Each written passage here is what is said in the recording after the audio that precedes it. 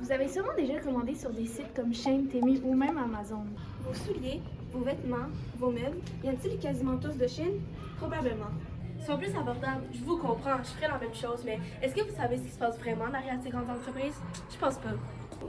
Bonjour, nous sommes Gabrielle, Émilie et Raphaël. Aujourd'hui, notre but est de vous sensibiliser sur le sujet. Plus précisément, sur l'exploitation des enfants dans les pays sous-développés. Parce que oui, c'est ça qui se passe vraiment dans ces usines. Pour commencer, abordons l'origine de ce problème. Au tout début, les familles n'avaient besoin qu'un seul revenu de plus pour combler leur manque de fonds et pour subvenir à leurs besoins. Les enfants se sont donc portés volontaires et ont commencé à travailler. Pour ceux vivant dans les villes, ils se tournaient plus vers les usines et pour ceux dans la campagne, vers les champs. Ils ont été rapidement entraînés dans de très bas salaires et dans des conditions de vie atroces. Les métropoles d'Europe et d'Asie comportent de très grandes industries qui veulent prendre des employés très efficaces mais qui coûtent pas cher, comme des enfants, pour faire du profit sur leur dos. Dans ces grandes métropoles, ils se retrouvaient à travailler dans les industries de métallurgie, de textile et dans les mines. Ils sont devenus une main-d'œuvre très importante dans l'industrie grâce à leur petite taille qui leur permettait d'aller réparer dans des endroits restreints. De plus, il est à noter que malgré l'inflation, leurs salaires sont restés pareils, c'est-à-dire bas. Les personnes touchées par ce problème sont bien évidemment les enfants. Plus précisément, ceux sans soutien familial, ceux issus de minorités ethniques avec le racisme bien trop présent à cette époque et ceux habitant dans les régions rurales. Plus de 160 millions d'enfants n'ont pas accès à de hautes études en grandissant. La plupart viennent de pays sous-développés. Pour cause, les impacts sur leur vie mentale est majeur. Elle affecte leur manière de penser, de réfléchir de manière critique, de comprendre des concepts et de résoudre des problèmes.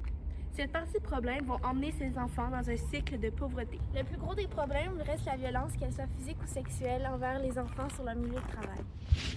Les solutions sont parfois mises en place soit par de grands porte-paroles ou par le gouvernement, comme par exemple le programme de microcrédit qui consistait à donner de l'argent aux familles pour qu'elles puissent se partir une entreprise.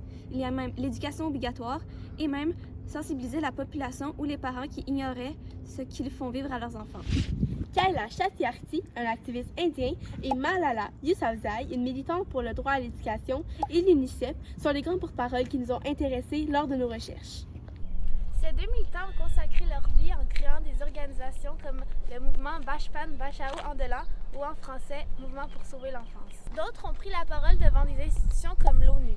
De plus, l'UNICEF fait des programmes de réhabilitation et des soutiens économiques aux familles. Bonjour, on est en compagnie de notre spécialiste, ça va bien? Ça va bien vous-même? Oui, merci. Elle s'appelle Alexandrine Etier, puis je vais la laisser se présenter. Bonjour, alors Alexandrine Etier, enseignante au secondaire en géographie et en histoire depuis 2011. Donc c'est sûr que tout ce qui a entré avec le droit des enfants, c'est un sujet qui me tient énormément à cœur et j'espère répondre à vos questions.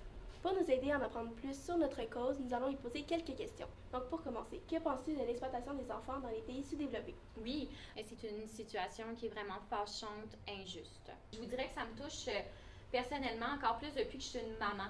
Fait que je trouve ça fâchant, je trouve ça injuste, puis c'est complètement ridicule qu'en 2025, on soit encore en train de parler de l'exploitation des enfants.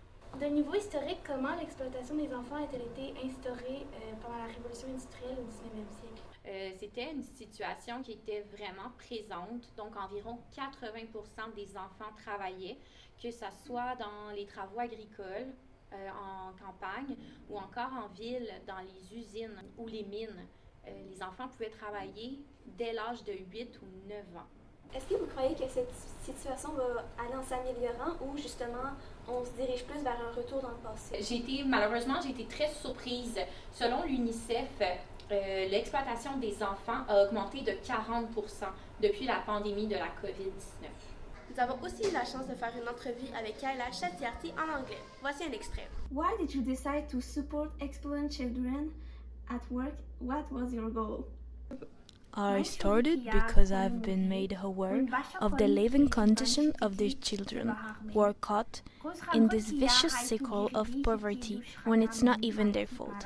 I had the bad luck to see by myself the suffering of many innocent children. Since that time, I have understood that my goal was for this situation to change. Merci d'avoir écouté notre reportage sur l'exploitation des enfants. J'espère que vous en avez appris plus sur le sujet Et que vous allez faire attention davantage à la provenance de vos produits.